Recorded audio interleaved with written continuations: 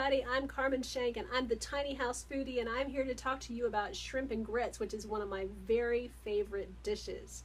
When we had the restaurant, I got to work first thing in the morning. I put on the crock pot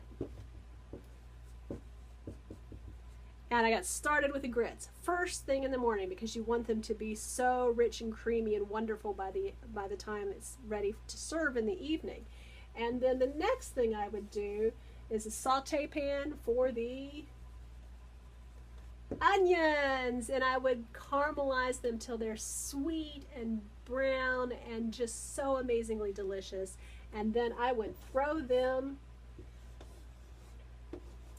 in the blender and whirl them up in the blender and add them to the grits. So the grits were flavorful and they had that sweet onion flavor, roasted onion flavor. Oh, so good. And of course, along during the day, you're adding a gallon of milk, a stick of butter, and your favorite cheese right at the very end. Stir in your favorite cheese. That's how we made them in the restaurant. And then I would take my favorite bell peppers. Green ones, red, yellow, orange, all the beautiful colors, cut them in rings, put them in the oven on a piece of parchment paper on a pan, and roast them till they're just not crunchy anymore, just on the edge, so that they are beautiful colors. They don't cook, you don't cook them until they're gray. You still want them to be gorgeous and yummy, but just take the fresh edge off. Not a big deal. So you plate it with the grits and then sprinkle on the peppers, and then of course the best part of all is the it's the shrimp.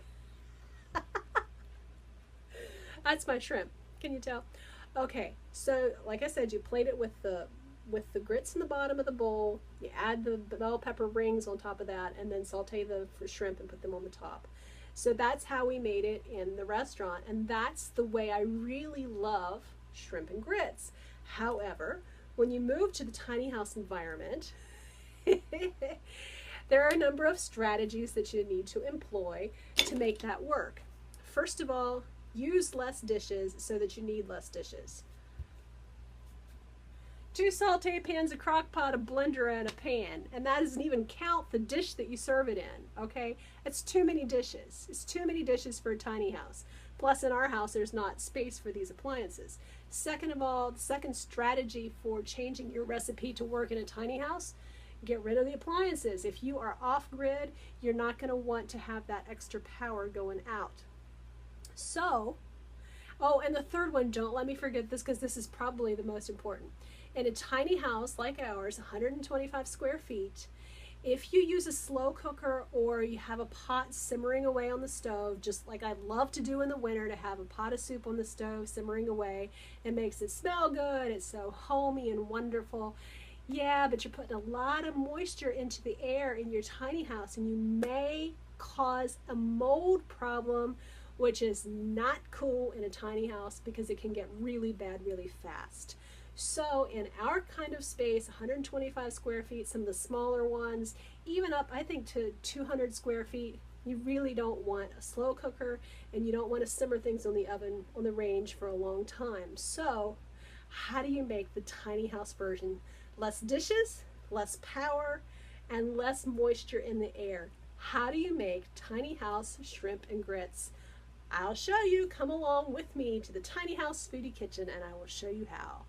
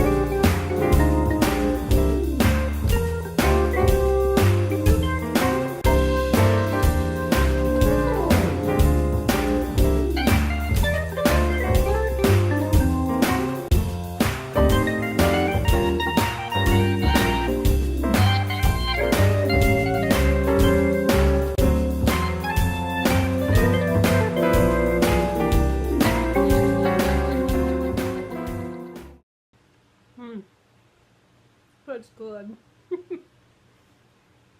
The peppers still have some crunch left in them, which is a very nice addition. The onions make the grits taste so yummy, and the shrimp are perfectly done. So I think this was a very successful transformation using strategies to go from big house living to tiny house living. So remember, use less dishes, use less power, and kick out the crock pot. You don't need it. You can still create great food without putting all that moisture into the air, which could lead to a mold problem. None of us want that, okay? So I think this is a very successful dish, and I'm going to go have, finish it. So this is Carmen Shenk, the Tiny House Foodie, reminding you that we can eat well, enjoy simplicity, and live tiny. Thank you for watching. I really appreciate it.